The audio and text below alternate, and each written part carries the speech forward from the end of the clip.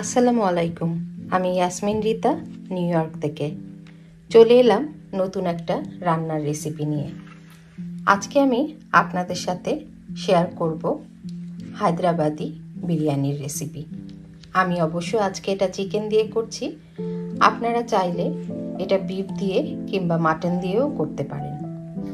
তো কি কি উপকরণ লাগছে এটা তৈরি করতে আমরা এক ঝলক দেখে নিই। আমি এখানে 1 কেজি পরিমাণ একটি মুরগি নিয়েছি, নর্মাল সাইজে কেটে নিয়েছি। এখানে তেল আছে। এখানে আমি 2 কাপ চিনি গুঁড়া চাল ধুয়ে পানি ঝরিয়ে রেখেছি। পেঁয়াজ আছে একটা, আছে ধনে পাতা কুচি, পুদিনা পাতা, এখানে আছে কাঁচামরিচ, 1 টেবিল চামচ টক দই, আদা রসুন বাটা 1 টেবিল চামচ। এখানে আমি 4 টেবিল চামচ লিকুইড দুধের সাথে 1 টেবিল চামচ ঘি একসাথে মিক্সড করে রেখেছি। পেঁয়াজ বেরেস্তা আছে প্রায় 3 টেবিল চামচের মতো, আছে দারচিনি, এলাচি, তেজপাতা, শাহি জিরা, আলু বোখারা, লবণ। আর আমি আজকে যেটা দিয়ে বিরিয়ানি রান্না করছি সেটা হচ্ছে রাঁধুনির হায়দ্রাবাদি বিরিয়ানি মশলা। এটা কোনো স্পন্সর ভিডিও না, আমি প্যাকেট মশলাটা দিয়ে আজকে তৈরি করছি, তাই আপনাদেরকে দেখিয়ে দিলাম। তো চলুন চট করে আমরা রান্নার প্রসেসিংয়ে চলে যাই।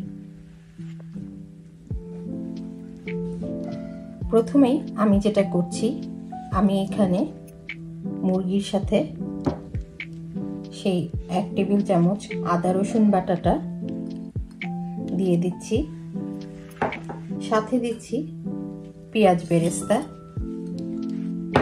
এবং তার সাথে দিয়ে দিচ্ছি টক দই, আর দিচ্ছি এখানে প্যাকেট মশলাটা, যেটা আমি পুরোটাই এখানে দিয়ে দেব। এটা দিয়ে আমি সুন্দর করে এটাকে ম্যারিনেট করে রেখে দেব প্রায় 20 মিনিটের মতো।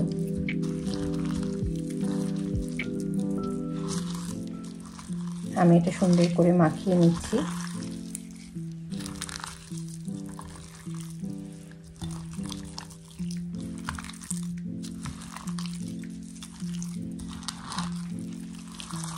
সুন্দর করে মশলাটা আপনারা ভালো করে মাখিয়ে নেবেন, যাতে পুরো সব মাংসর গায়ে গায়ে মশলাটা লেগে যায়। তারপরে আমি এটাকে রেখে দেব 20 মিনিটের মতো।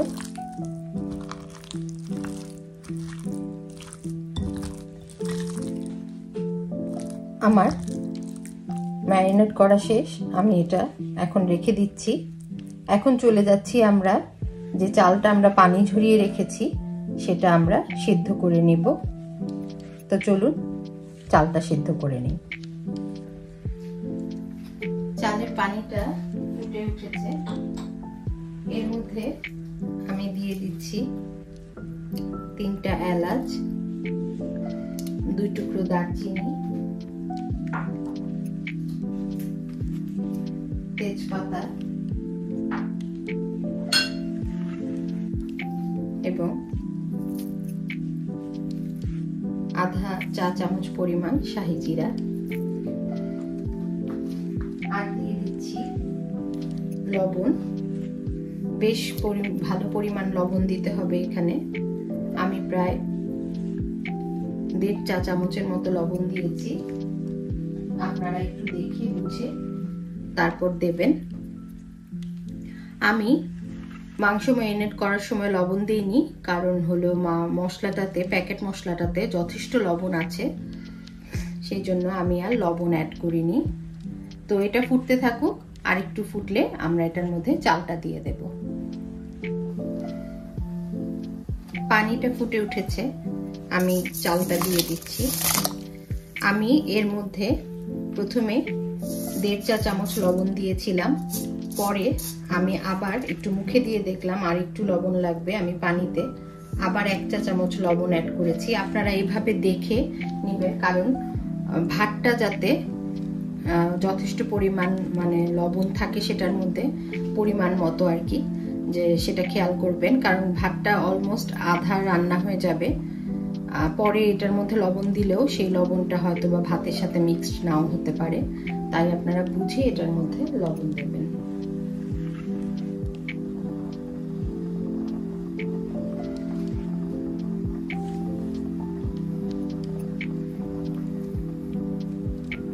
চালটা একটু নেড়ে দিতে হবে।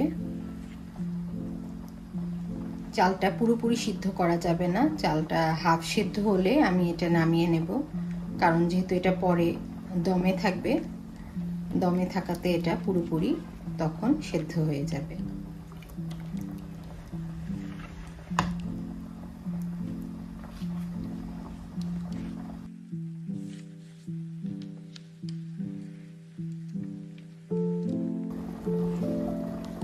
আমার চালটা সেদ্ধ হয়ে গেছে, পুরোপুরি সেদ্ধ না, হাফ সেদ্ধ হয়েছে।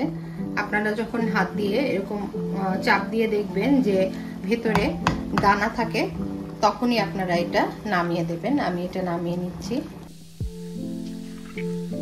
পাতিলে আমি 1/3 কাপ তেল দিয়ে দিয়েছি।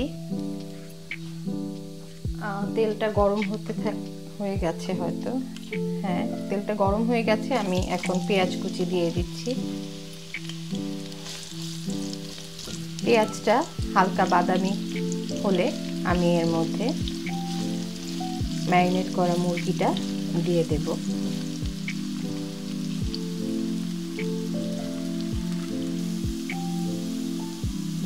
পেঁয়াজটা হালকা বাদামি রং হয়ে এসছে।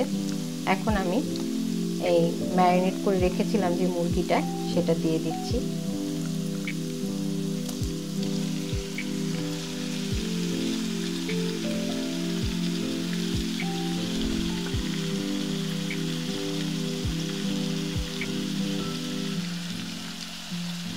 মুরগিটা দিয়ে আমি ভালো মতো নেড়ে দিচ্ছি।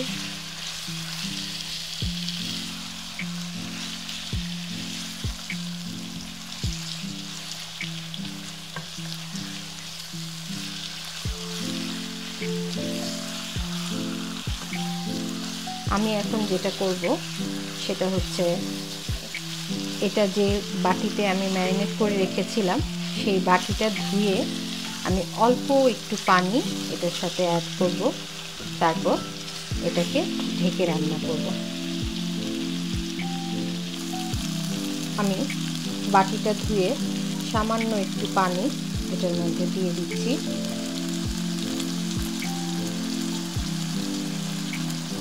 এবং একটু নেড়ে দিচ্ছি। এখন আমি এটাকে ঢেকে কষাবো।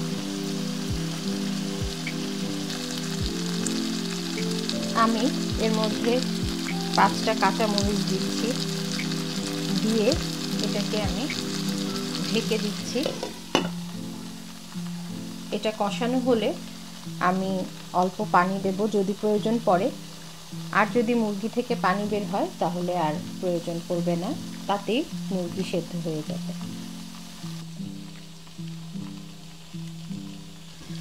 আমি ঢাকনাটা তুলে একটু নেড়ে দিচ্ছি।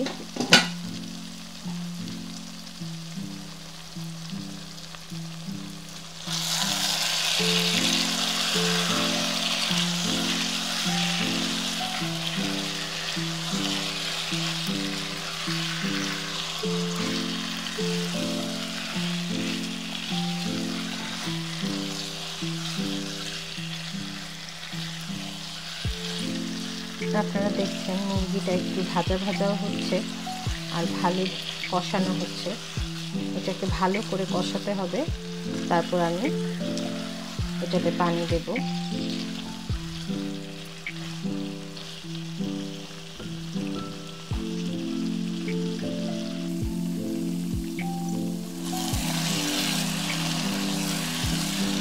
দশ মিনিট ভালো করে কষানোর পরে আমি এর মধ্যে অল্প পরিমাণ গরম পানি দিয়ে দিচ্ছি। মাংসটা সেদ্ধ হওয়ার জন্য।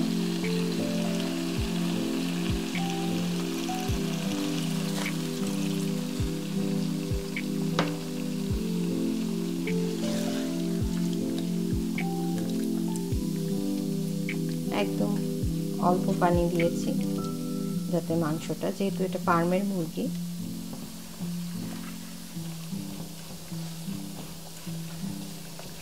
এটা এতটুকু পানিতেই সেদ্ধ হয়ে যাবে। আমি এখন এটা ঢেকে দিচ্ছি।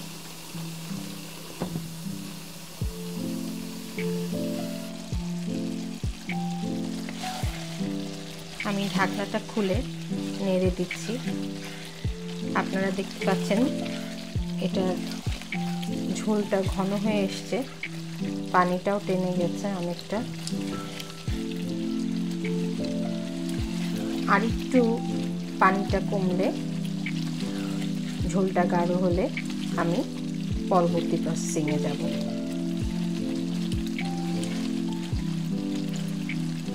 এর মধ্যে আমি লবণ চেক করেছি, লবণ একদম ঠিক আছে।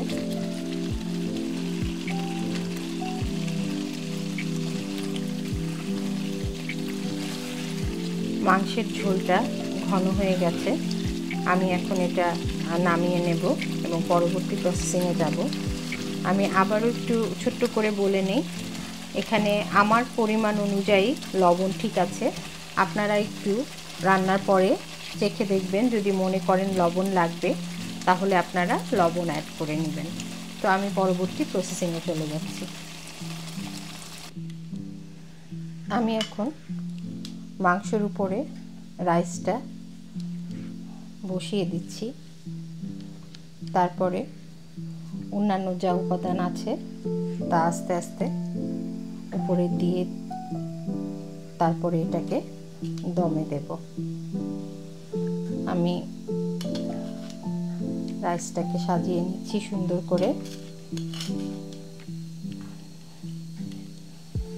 এরকম একটু রাইস দেওয়ার পরে আপনারা এখন এর মধ্যে একটু হালকা ধনেপাতা, একটু পুদিনা পাতা এবং আলু বোখারা, আমি এখানে 4টা আলু বোখারা দিচ্ছি।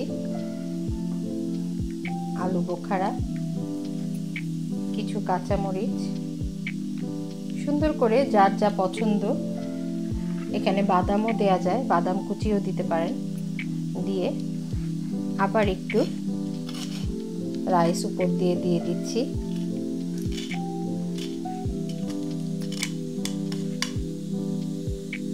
আবার একটু রাইস এরকম করে উপর দিয়ে দিলাম।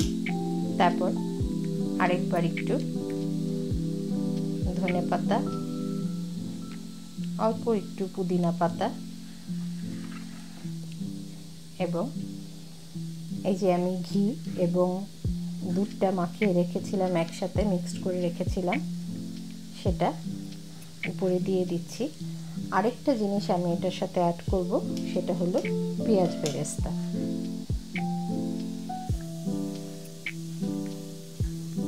আমি এখন পেঁয়াজ বেরেস্তা দিয়ে দিচ্ছি। পেঁয়াজ বেরেস্তা দিয়ে আমি এটাকে এভাবে ফয়েল পেপার দিয়ে এটাকে ভালো করে লক করে দেব।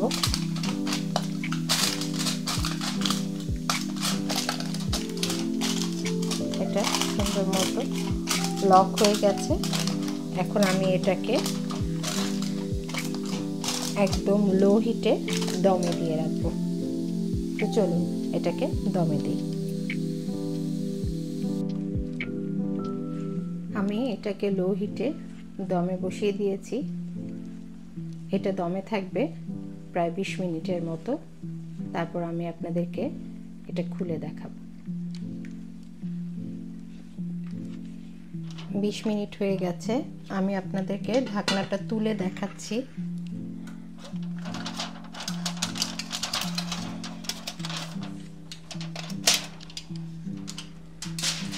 আমি একটু নেড়ে দেখবো এখন এটা কি অবস্থায় আছে।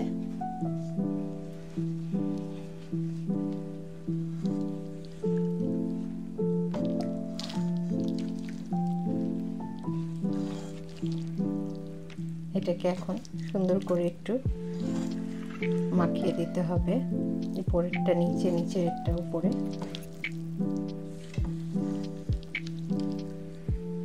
সুন্দর একটা গন্ধ বের হয়েছে।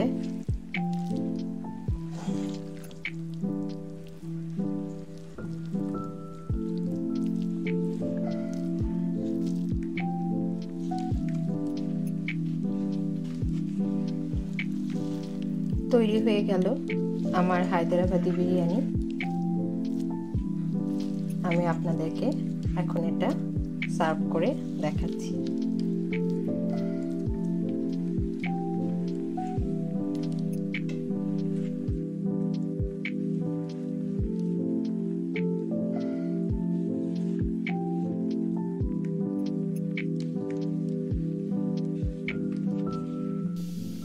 কেমন লাগলো এই হায়দ্রাবাদি বিরিয়ানির রেসিপি আপনারা কমেন্টসে আমাকে অবশ্যই জানাবেন। আমি চেষ্টা করি আপনাদের সাথে নতুন নতুন রেসিপি শেয়ার করার। ভালো লাগলে আমার চ্যানেলটা অবশ্যই আপনারা সাবস্ক্রাইব করে নেবেন। আর একটা লাইক তো আমি পেতেই পারি, সেটা না হয় দিয়ে দেবেন। আজকের মতো আমি এখানেই বিদায় নেব। দেখা হবে নতুন কোনো রান্নার রেসিপি নিয়ে আবার আপনাদের সাথে। ভালো থাকবেন আপনারা। আল্লাহ হাফেজ।